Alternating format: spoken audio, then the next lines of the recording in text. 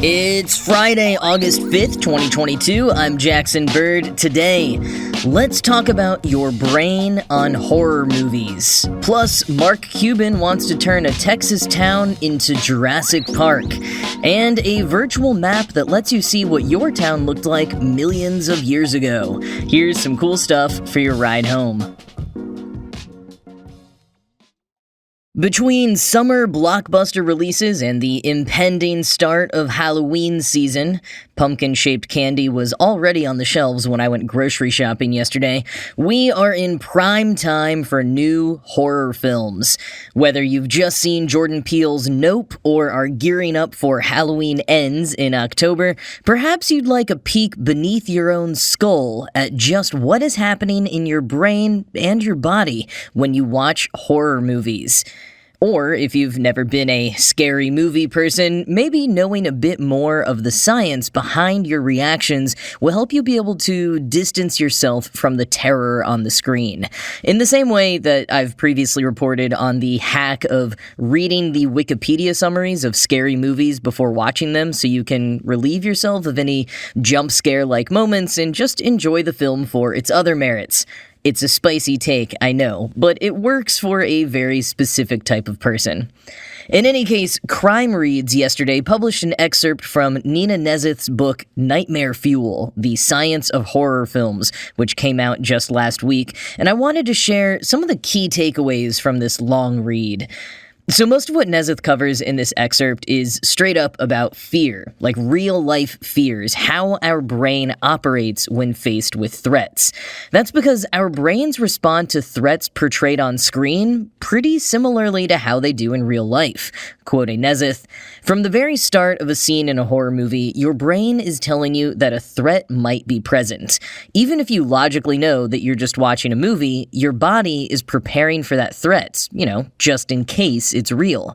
As a viewer with your butt safely in a seat and outside of the action on screen, you can recognize a scary situation and build up your own anticipation, which is half the fun of watching horror." End quote. And filmmakers know this. The best ones do, anyhow. Horror writers and filmmakers have figured out all sorts of storytelling and production techniques to hit on the best brain responses from their audiences, to the point that many of them have now become recognizable tropes. That's part of why Neseth says watching a movie, especially a horror movie, is never a brainless activity. It, in fact, does the exact opposite of turning off your brain. It's super involved in processing and reacting to the story and images in front of you. And to narrow it back down to horror, Neseth says there are two distinct elements of any horror film: terror and horror.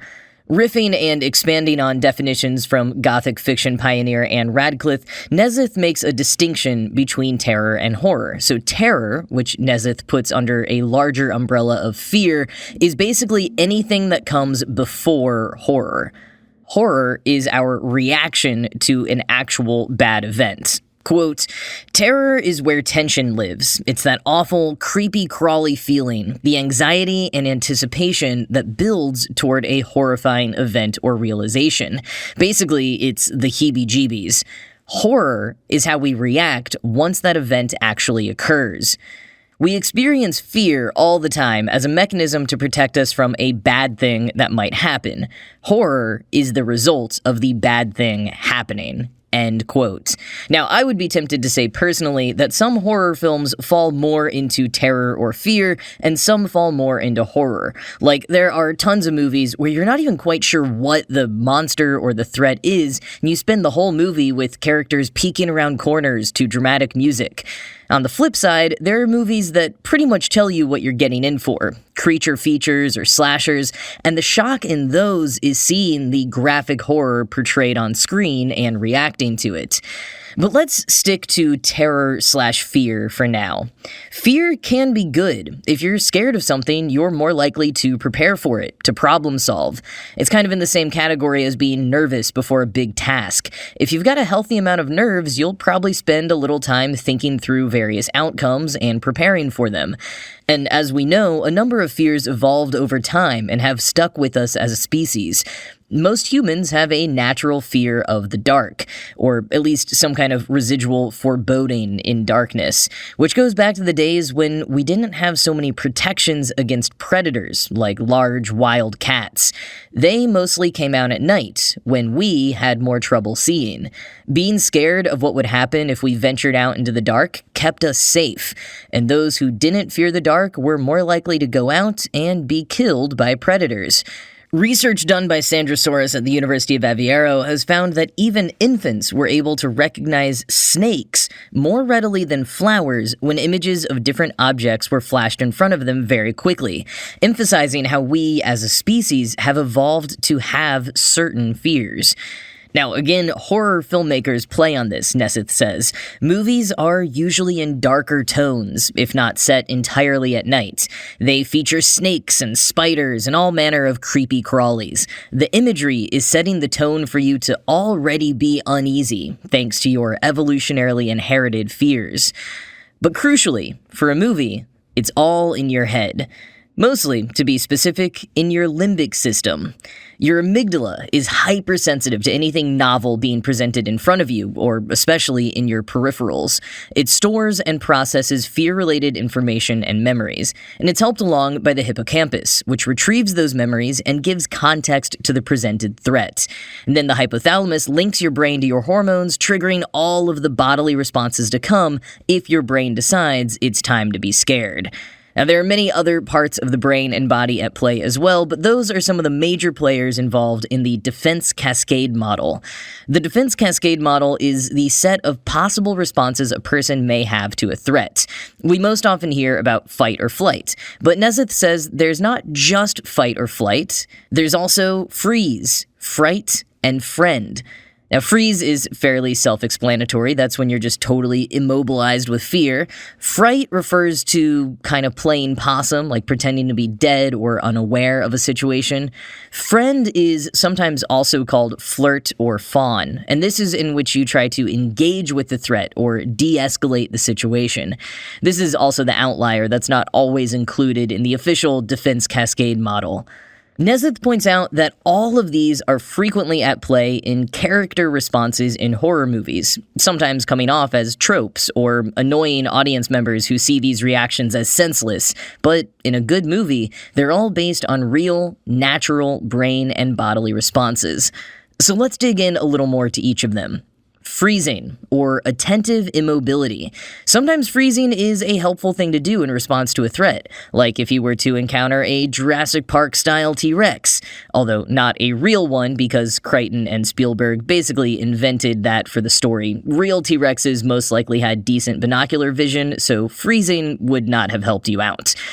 But in a different way, it maybe could, in the way that it's helpful to anyone. See, when you freeze in response to a threat, it is effectively giving you a moment to assess the situation, figure out what is actually happening, survey your resources, and decide on a plan of action. This works better if you happened to freeze somewhere out of sight, but the basic concept is there. It only fails if you freeze so intensely that you flip into hypervigilance, where you're looking around at everything in a fast, chaotic manner and you aren't able to think clearly about what to do. But if you do figure out what to do, you might choose to stay and fight. Fighting happens when you know there's a threat. Now, at this point, a lot of cool brain and hormone stuff happens. The amygdala triggers the hypothalamus to flood chemicals and hormones through your body, significantly epinephrine and norepinephrine. These get your heart pumping and prepare your muscles for action by directing blood towards them and away from less necessary parts of your body for the fight. Next comes the release of the stress hormone cortisol, which also diminishes bodily functions you won't need, like digesting, and instead gives you a good surge of energy and keeps you on high alert. And once the fight is over, your parasympathetic nervous system kicks into gear to put everything back in order and help you recharge. This is when you'll suddenly feel hungry and in need of a good rest. But sometimes you know you can't take on the threat, and that is when you choose flight. A lot of the same brain, chemical, hormone stuff that happened in fight happens for flight too. Your body and muscles need to be in good shape to carry you as far away from the threat as possible, as quickly as possible. And while the fight and flight responses give you a boost of adrenaline, dull some of the strain or pain that you might usually feel, and give you better eyesight from pupil dilation, they don't lead to superpowers. So when we see characters running for miles on end in horror films, that's probably not possible for the majority of us non-Olympic runners out there. You will probably be able to run longer and faster than typical, but just how long or how fast that is will vary from person to person, and you will eventually reach the point of physical exhaustion. But let's move on to fright, which I briefly described as like playing possum.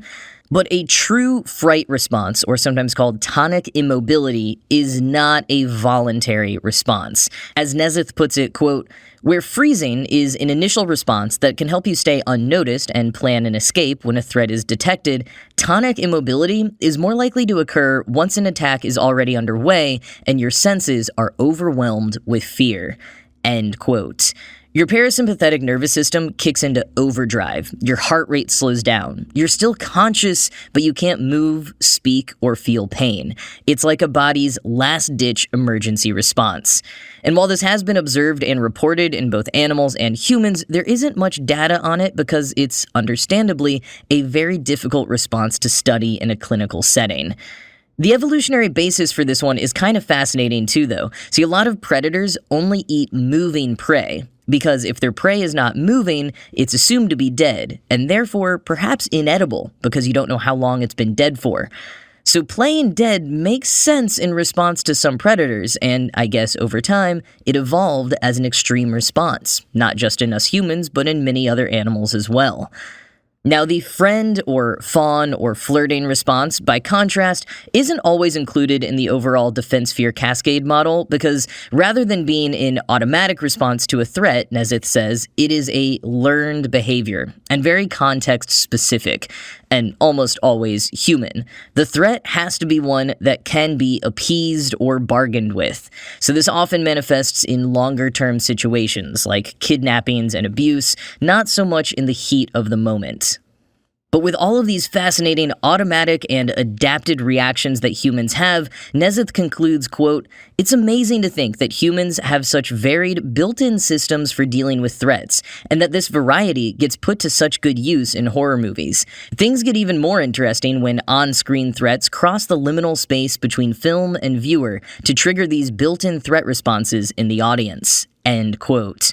Right. These are all true and real responses we humans have to real and perceived threats, and they've been interpreted to great effect by horror filmmakers over the generations in order to make us feel all the same things just by watching their movies.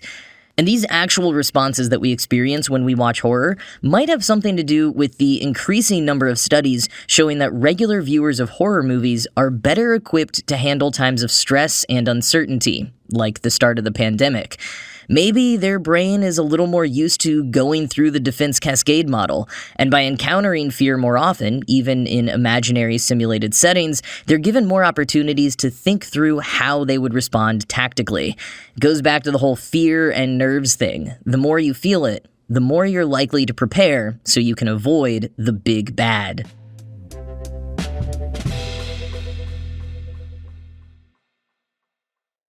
In an appearance earlier this year on The Drew Barrymore Show, which has resurfaced online after a rerun of it last week, Mark Cuban told Barrymore that he wants to turn a town he bought just south of Dallas, Texas, into a real-world Jurassic Park.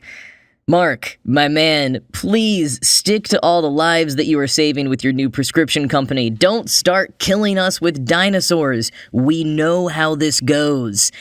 But in all seriousness, the billionaire would be sticking to animatronics, specifically life-sized animatronics made by Don Lessem, a consultant on the Jurassic Park movies whose Dino Don company Cuban invested in after its appearance on Shark Tank.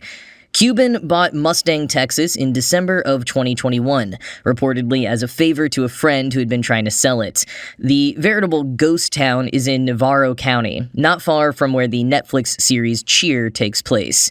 It's also only about a 90-minute drive from Glen Rose, the long-dubbed dinosaur capital of Texas, and home to Dinosaur Valley State Park. Now, while Mustang's animatronics might upstage the decades-old, unmoving, life-size dino statues on display at Dinosaur Valley State Park, Glen Rose still has something Mustang doesn't: actual dinosaur tracks, the main attraction of the site. Texas is big dinosaur country, with tons of fossils and tracks having been discovered over the decades. In fact, the skull and large sections of a skeleton of a 30-foot-long marine lizard called a mosasaur were unearthed in Dallas just last month. So, on the one hand, dinosaurs are kind of old hat in Texas, but on the other hand, it's exactly the right place to start a big old dino theme park, given the regional pride and enthusiasm. Cuban also told Barrymore that if he goes for the animatronic park plan, he wants to change the name of the town from Mustang to Dinosaur, though he admits that one's a long shot. Dinosaur Texas. I mean, it's definitely not the worst thing a billionaire is currently doing to a small town in Texas. I'd visit once it's up and running.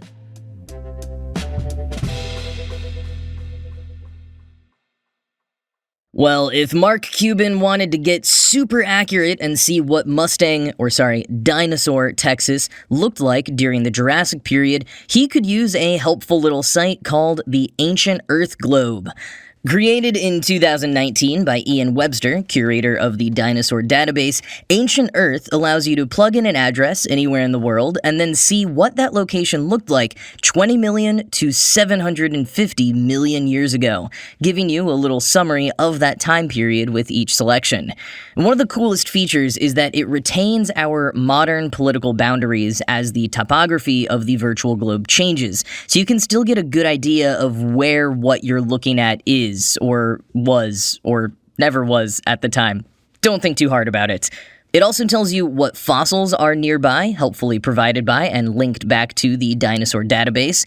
And if you aren't sure which time period you'd like to jump to, there's a menu on the right with helpful suggestions, like the first land plants, the first coral reef, the first hominids, Pangea, etc.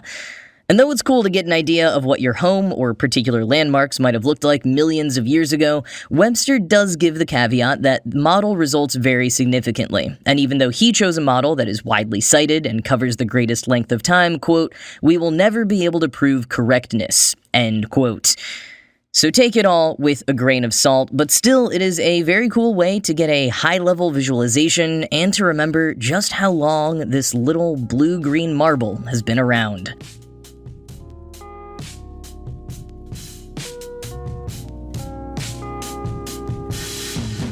Well, that is going to be it for me for this week. This show was produced by Ride Home Media. I'm Jackson Bird, and I will talk to you again on Monday.